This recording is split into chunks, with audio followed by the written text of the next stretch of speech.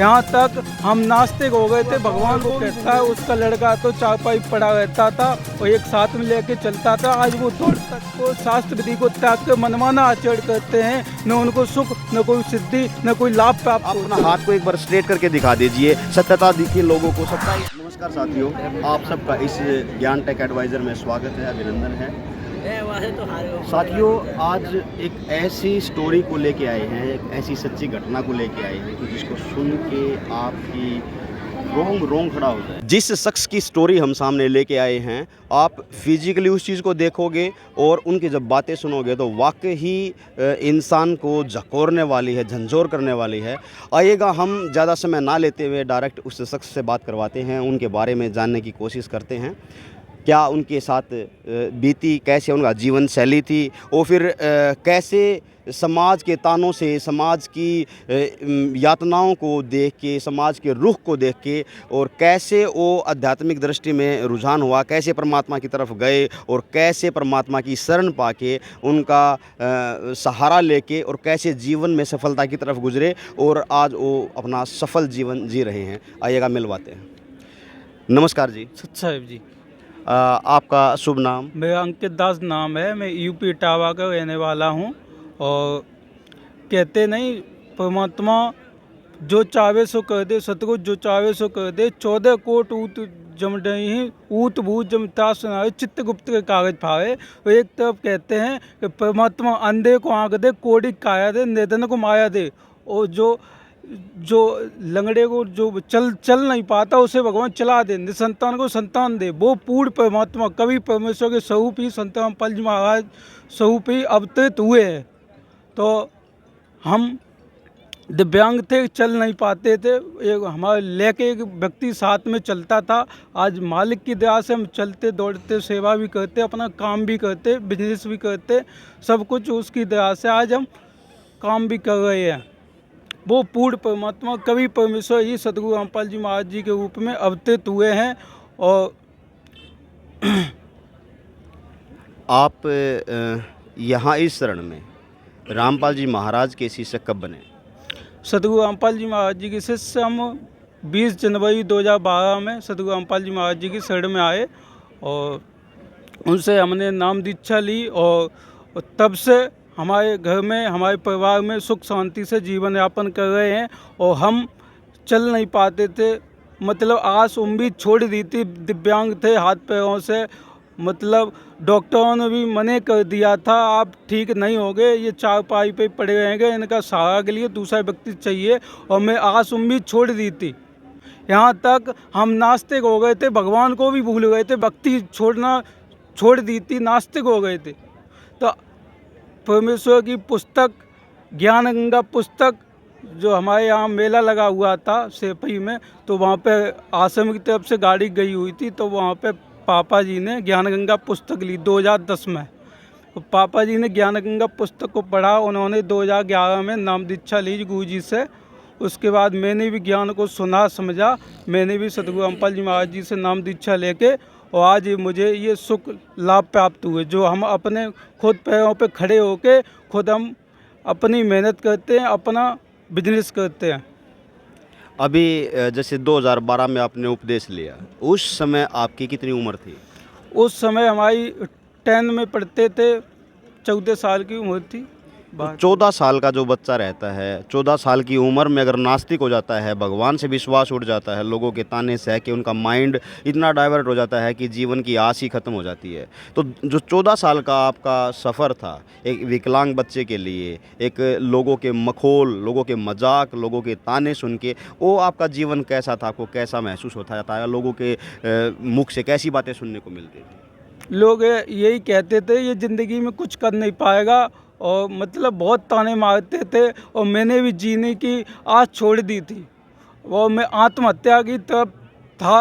वो भगवान ने अपनी शरण में लेके दिव्यांग को भी दौड़ा दिया। तो परमेश्वर जो चाहे सो कर दे। हम तो कुछ गुणगान उसके वो नहीं हैं, सुबह से शाम तक उसके गुणगान कहें वो भी थोड़े हैं।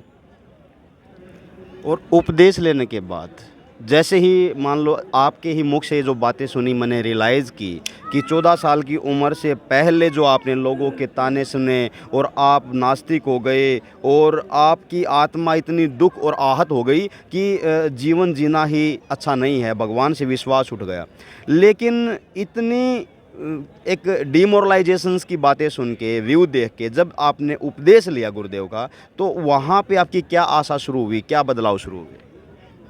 सदगुरु अम्पाल जी महाराज जी में नाम उपदेश लेते ही सदगुरु अम्पाल जी महाराज जी का आदेश में वो आशीर्वाद मिला और सदगुरु अम्पाल जी महाराज जी ने कहा बेटा स्वस्थ हो जाओगे, सही हो जाओगे, चलोगे, दौड़ोगे और दुनिया को एक बार आप दिखाओगे। हाँ, पूर्ण परमात्मा यही है, यही वो है जो हमारा पूरा क्षेत्र है, पूरा गांव है, वो कहता है उसका लड़का तो चारपाई पड़ा रहता था और एक साथ में लेके चलता था, आज वो दौड़ता चलता है। सब विश्वास करते हैं हाँ भाई रामपाल है, कोई शक्ति है, लेकिन परमेश्वर जो चाहे सो कर दे, उसके लिए कुछ भी असंभव नहीं है। कैंसर के बाद भी भगवान सही कर रहे हैं। असाध्य बीमारी, किसी भी प्रकार की कोई भी रोग हो, कोई भी कष्ट हो, भगवान दूर कर रहे हैं। सभी प्रकार का किसी भी प्रकार की कोई बीमारी हो, सभी प्रकार की भगवान बीमारी को दूर कर रहे हैं। ये आपकी बचपन से ही प्रॉब्लम थी? हाँ जी, बचपन की प्रॉब्लम थी और 2 साल की थी तभी ये फालिस हो गया था और डॉक्टरों के चक्कर लगाए, बहुत दूर दूर तक गए। वो अपने जहाँ पे बड़े बड़े डॉक्टरों के हॉस्पिटलों में गए और मंदिरों में भी गए, अर्ज लगाई भगवान से, सब कुछ किया।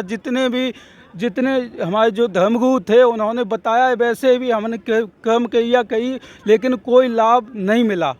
जब सदगुरु अम्पाल जी महाराज जी की शरण में आए, सदगुरु अम्पाल जी महाराज जी से नाम दीक्षा लेके, मर्यादा में रह के भक्ति करने से आज हम स्वस्थ हैं, सही हैं और चलते फिरते दौड़ते हैं और सेवा भी करते हैं और अपना काम भी करते हैं।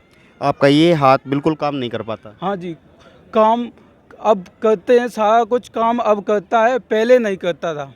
ओके, उपदेश लेने के बाद आपको ईश्वरीय ताकत, ईश्वरीय शक्ति का पता लगा, महसूस हुआ? भगवान की शक्ति मिली, भगवान का ज्ञान मिला। मूल उद्देश्य तो परमेश्वर ही सदगुरु अम्पाल जी महाराज जी के चोले में अवतरित हुए हैं और जन्म मरण के जो दुख है उसको काटने के लिए आए हैं और वो भी यहाँ शारीरिक और मानसिक और आर्थिक सुविधाएं भी भगवान देते हैं, उसकी नियम मर्यादा में के भक्ति करने से अपने भक्तों को। आप मैरिड हैं या अनमैरिड हैं? हम सब मैरिड हैं, एक बच्चा है और संत रामपाल जी महाराज जी की दया से उन्हीं के माध्यम से रेमेडी हुई थी 2022 में। और वो भी उपदेशी हैं? हाँ जी, उपदेशी हैं, सतनाम मिला हुआ उनको। और तो आपका पूरा परिवार परमात्मा के मालिक की दया से, कभी भगवान की दया से आज पूरा परिवार उपदेशी है, सहाय भक्ति कर रहे हैं। अभी जैसे आपने बताया कि उपदेश से पहले आपका जीवन एक बिल्कुल अंत की तरफ था और उपदेश लेने के बाद आपको आस हुई, परमात्मा की ईश्वरीय ताकत, ईश्वरीय शक्ति का महसूस हुआ और आपको फ़र्क भी हुआ। और जीवन जीने की जो गति होती है, एक आम साधारण जन एक निर्वाह के लिए चलता है और उसी की दौड़ में पढ़ता भी है, मेहनत भी करता है और अंत समय तक ही भागता रहता है, जो यानी कि एक निर्वाह मेन लक्ष्य होता है। और आप एज एक फिजिकल कंडीशन, आप कॉम्पिटिटर लाइन में बिल्कुल ही डाउन स्ट्रीम में थे और आस खो चुके थे। तो भगवान की ताकत मिलके आपने जैसे बताया कि हम मतलब कॉम्पिटिटर भी बन गए और सफल भी हो गए, शादीशुदा भी हैं, बच्चे भी हैं, तो जीवन ही बदल गया। आज केवल परमपिता सदगुरु अम्पाल जी महाराज जी की दया से, उनकी दया से आज हम उम्मीद छोड़ दी थी हमने और जो बिल्कुल नास्तिक हो गए थे, भगवान पे विश्वास करना ही छोड़ दिया था। कहीं भगवान नहीं, कहीं कुछ नहीं, बस अपना कर्म करो और अपनी भक्ति करो, बस इतना ही। भक्ति करना तो छोड़ दिया, भगवान के नाम पे तो चिढ़ होती थी कि जब भगवान एक तरफ तो हम कहते हैं कोड़ी को काया दे, निर्धन को माया दे, बाँझ को पुत्र दे, और जो नहीं दौड़ते चलते उनको आँख, सब भगवान सब देता है, लेकिन हमारे साथ क्यों नहीं हो रहा भाई? हमारी कौन से ऐसे दुर्भाग्य हैं जो नहीं हो रहा? लेकिन सतगुरु रामपाल जी महाराज जी की शरण में आके मुझे पता लगा कि हम जो शास्त्र गीता जी अध्याय 16 के श्लोक नंबर 23 में लिखा है, जो पुरुष शास्त्र विधि को त्याग कर मनमाना आचरण करते हैं, न उनको सुख, न कोई सिद्धि, न कोई लाभ प्राप्त होता है। जिस शास्त्र विरुद्ध साधना हम कर रहे थे, सतगुरु रामपाल जी महाराज जी की शरण में आके मुझे पता लगा और उन्होंने प्रमाणित मंत्र दिए। गीता जी अध्याय 17 के श्लोक नंबर 23 में लिखा है, ओम तत्सत इति निर्देशे बिमड़े त्रिविदय समृत है। जो पूर्ण संत होगा, तत्वदर्शी संत होगा, वो 3 भाग में नाम दीक्षा देगा। उन्हीं के माध्यम से जो सदगुरु रामपाल जी महाराज नाम दीक्षा देते हैं, उस शास्त्र के अनुकूल देते हो, वो हम भक्ति साधना करके आज धन्य हो गए। जो हमें सुख शांति, आर्थिक लाभ, मानसिक लाभ, शारीरिक लाभ मिले उनकी दया से। तो इस जीवन रूपांतरण के लिए आप किसको श्रेय देना चाहेंगे, किसको इस चीज़ का श्रेय देना चाहेंगे? वो तो परम पूज्य सदगुरु रामपाल जी महाराज ही पूर्ण परमात्मा के स्वरूप आज धरती पे अवतरित हुए हैं, विराजमान हुए। हम संसार वालों को, दुनिया वालों को यही कहना चाहते हैं कि आप देर मत करें, सदगुरु रामपाल जी महाराज जी की शरण में आएँ और अपना कल्याण कराएँ। आपके जो मित्र प्यारे सहपाठी जो रहे हैं, या गांव के हैं, या आपके जैसे भी रिश्तेदार हैं, आप सबको प्रेम भरा क्या संदेश देना चाहेंगे? मैं यही बोलना चाहता हूँ सबसे कि आप देर मत करें, जल्द से जल्द सदगुरु रामपाल जी महाराज जी की शरण में आएँ, अपना कल्याण कराएँ। और यही सच्चा ज्ञान है, सच्ची भक्ति है, सच्चा भगवान है। शास्त्रों के अनुकूल भक्ति दे रहे हैं, जो शास्त्रों में प्रमाण है उसी के आधार पर सदगुरु रामपाल जी महाराज भक्ति साधना दे रहे हैं समाज को। बहुत बहुत धन्यवाद। Thank you sir. साथियों, ये थे जो यहाँ पे हम जो से मिलते हैं और एक एक शख्स की जो कहानियाँ देखते हैं, तथ्य देखते हैं, सत्यता देखते हैं, वो इतनी दुर्लभ रहती है, इतनी अछूती रहती है कि एक इंसान की बुद्धि यहाँ तक रहती है कि ऐसे कैसे हो सकता है, इम्पॉसिबल। ये शायद जैसे हम भी पब्लिक व्यू देखते हैं तो लोग कहते हैं कि ये शायद स्क्रिप्टेड है या फिर पैसे दे के दिए हुई हैं। तो एक बार इनसे ये बात और पूछेंगे कि जैसे जो समाज रहता है, समाज जब ऐसे चमत्कारों को देखता है तो वो सोचते हैं कि शायद पैसे देके कहा गया होगा, या उनको मतलब वैसे ही स्क्रिप्टेड कहानी है। आप अपना हाथ को एक बार स्ट्रेट करके दिखा दीजिए, सत्यता दिखे लोगों को, सच्चाई दिखे, परमात्मा पे विश्वास हो, सत्य ज्ञान की तरफ आने की कोशिश करें। ये बिल्कुल ऑथेंटिक है, क्योंकि हम तो यहाँ देखते हैं, हमें तो पता है इस चीज़ का कि भगवान जैसे इन्होंने बताया कि बांझ को पुत्र दे, कोढ़ी को काया दे, निर्धन को माया दे, ये सर्वशक्तिमान है। वेदों में भी जिसका विख्यान कहा गया है कि जो बिल्कुल अविश्वसनीय चीज़ हो उसको भी कर सकता है, जो असंभव चीज़ होता है उसकी भी कर सकता है। तो ये यहाँ पे ऐसे बहुत सारे उदाहरण हर शख्स के साथ, हर एक मानव देह में रहे हुए प्राणी हैं, जो माताएं हैं, बहनें हैं, हर एक परिवार में ऐसी कहानियाँ मिलेंगी और हर एक कहानी को आप तक लाने के लिए हम प्रयासरत रहेंगे। अगर आपको इनकी ये कहानी, सत्य कहानी अगर अच्छी लगी है तो इस वीडियो को लाइक कीजिएगा, शेयर कीजिएगा, इस चैनल को सब्सक्राइब कीजिएगा। आपके सामने ऐसी दुर्लभ कहानियाँ लेके हम आते रहेंगे। मिलते हैं नेक्स्ट वीडियो में, तब तक के लिए नमस्कार, जय हिंद। प्लीज़ हमारी वीडियो को लाइक करें, शेयर करें, सब्सक्राइब करना बिल्कुल मत भूलना। Gyan Tech Advisor press bell icon ज़रूर दबाएं।